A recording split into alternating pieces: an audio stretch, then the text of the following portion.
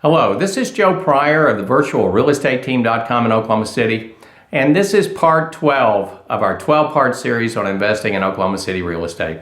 We're at the end, so what else is there to talk about? Well, one thing I haven't really talked about is Oklahoma City. Why would people invest in Oklahoma City? Why are they investing from outside of this country, outside of this state, within this state? Why are they investing in real estate here? Well, the first thing I'm going to tell you is there's three different types of real estate markets. There's a linear market, there's a cyclical market, and there's a hybrid market.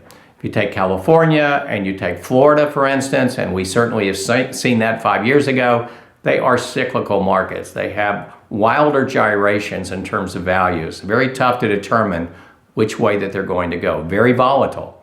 There's also what's called a hybrid market. Normally, Phoenix has been that type of a market. It goes through some gyrations every once in a while, and then it goes through periods of stability. And then there finally is what we call the linear market, and that is the Oklahoma City market. A linear market basically is a market that doesn't have high highs or low lows. And so it's a very predictable, steady market. Maybe you think it's boring, but I kind of like boring markets that are giving me cash flow. And that's really what Oklahoma City is. So for instance, let me talk about 2007, 2008 when the meltdown happened. Phoenix, Las Vegas, Atlanta, Orlando, the sexy markets, they went down as much as 65% in value, literally overnight. Oklahoma City overall went down 5% in value overnight. Not because we were overselling, not because there was any kind of bubble here. It was basically because it was hard to get loans there for a while. And so it really became a buyer's market because, there were more sellers than there were buyers because there wasn't any lending going on. In fact, one of the incredible things is our land values stayed the same, but we didn't have any developers go out of business like you did in Florida, Phoenix, Las Vegas, and Atlanta.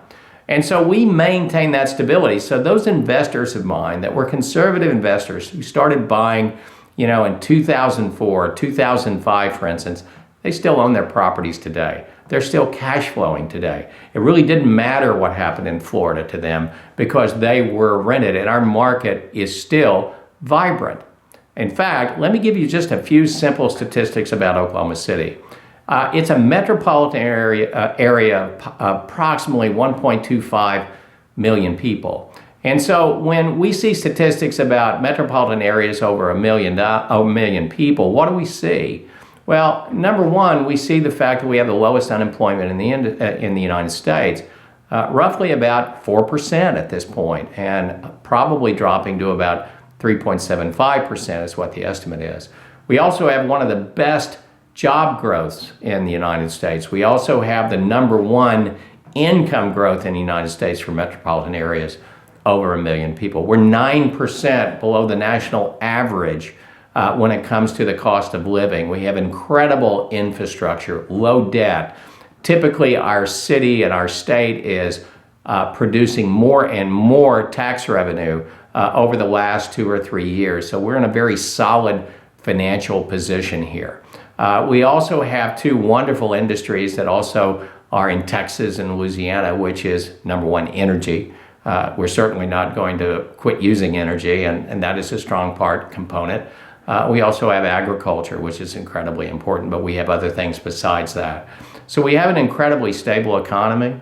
We have a population growth over the last 5 years has doubled from what it normally is. We've been growing instead of 1% per year. For the last 5 years, we've been growing at 2% per year. So the population is coming.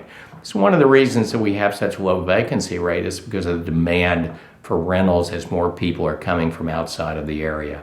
So these are just a few of the statistics I want to share with you about a wonderful market you should consider. I'm not saying that you should take no risk, that you shouldn't go to other markets, but you need a baseline. You need those investments that are bringing cash into you. I'm also not saying to put all your money into one thing. In other words, everything in Oklahoma City or even everything into real estate. I certainly don't do that, but I do have a pretty good investment portfolio myself.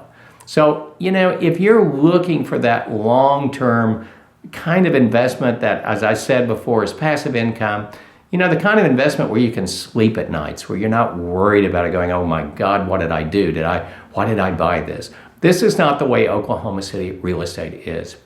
If you come and visit our city, I know you'll be incredibly impressed. I've been an Oklahoman all my life. There's things that have happened to this city that's even shocking to me, and just what a wonderful progressive place that it's become. The most important thing about it is strong, stable, positive cash flow, predictable in terms of its appreciation, not subject to high highs and low lows. It's hard to get better than that. I hope you consider investing in real estate. I want you to call me, email me. I'd love to talk to you about this. It is my passion. It is what I do 95% of the business every year. It's what I've done for 24 years. I'm glad to be here. I'm glad to serve. I hope I can help you create wealth for you and for your family.